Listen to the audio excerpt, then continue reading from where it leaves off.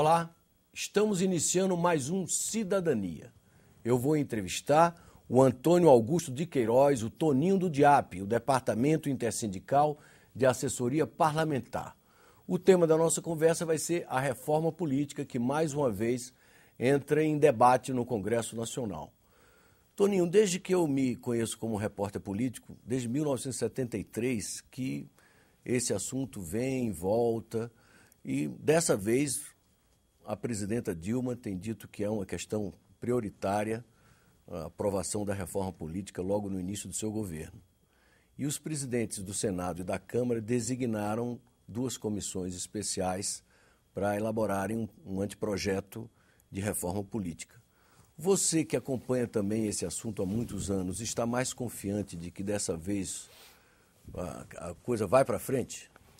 Sem dúvida, Armando. Eu acho que a judicialização da política tem estimulado o Congresso a tomar decisões a respeito dessa matéria.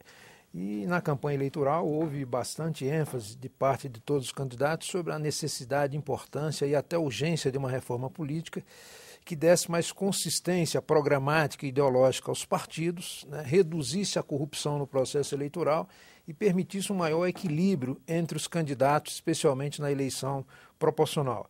De modo que eu estou confiante que haverá mudança. Não tenho tanta certeza da qualidade da mudança, porque quando o ambiente tem esse componente emocional, que é uma reação à intervenção permanente da justiça nas decisões do parlamento, as soluções nem sempre são as melhores. Mas o fato é que, na minha avaliação, haverá alguma mudança significativa e estrutural no que diz respeito ao nosso sistema partidário eleitoral. Queria que a gente repassasse aqui, na nossa conversa, aqueles pontos que você considera que vão concentrar o debate tanto na Câmara como no Senado.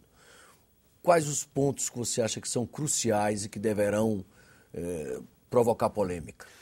Pois é, o primeiro deles diz respeito ao fim das coligações nas eleições proporcionais. O Supremo tomou uma decisão confusa, equivocada na minha visão, no sentido de que o mandato de um parlamentar que se licencie desse mandato para exercer um cargo provisoriamente deve ser assumido por outro candidato do mesmo partido.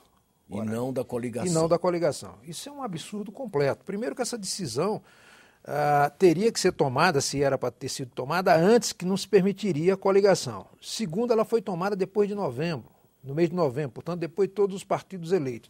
E uma verdadeira aberração, quer dizer, ela serve para compor o parlamento, mas não serve para substituir. Na hipótese de substituição permanente, eu até admito, acho que tem sentido sim. Uma provisória, um afastamento por um determinado período, é um absurdo e um despropósito completo. Então, esse é um tema que certamente será debatido. Os partidos, os cinco maiores partidos perdem com a coligação na eleição proporcional, ou seja, sem coligação eles ganhariam, né? E o risco que se corre em relação a esse tema é que o DEM apresentou uma emenda reagindo a essa decisão do Supremo para dizer que o parlamentar, o suplente a substituir, não é o do partido, mas o primeiro da coligação. Se isto for aprovado, aí mata definitivamente a ideia de afastar a coligação na eleição proporcional, aliás, como aconteceu em função de uma decisão do Supremo em relação à verticalização. O Supremo entendeu que tinha verticalização, o Congresso reagiu e aprovou uma emenda liberando geral. Verticalização, portanto, era a obrigação do partido que estivesse coligado nacionalmente fazer as mesmas coligações em todos os níveis, no seja estadual e municipal. Exatamente. Quer dizer, não se permitir que um partido que faça parte de uma coligação nacional possa se coligar com seu adversário no plano local, estadual, etc.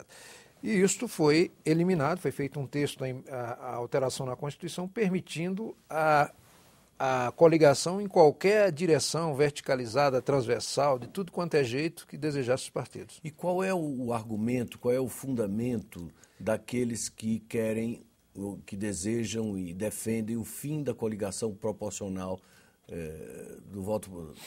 É estabelecer uma maior fidelização ou uma maior identidade entre o eleitor e o eleito. Porque hoje o que acontece? Você vota num candidato de um determinado partido e esse candidato pode não se eleger e transferir seus votos para um candidato de outro partido que não tem nada a ver do ponto de vista ideológico, do ponto de vista programático, com o seu desejo individual.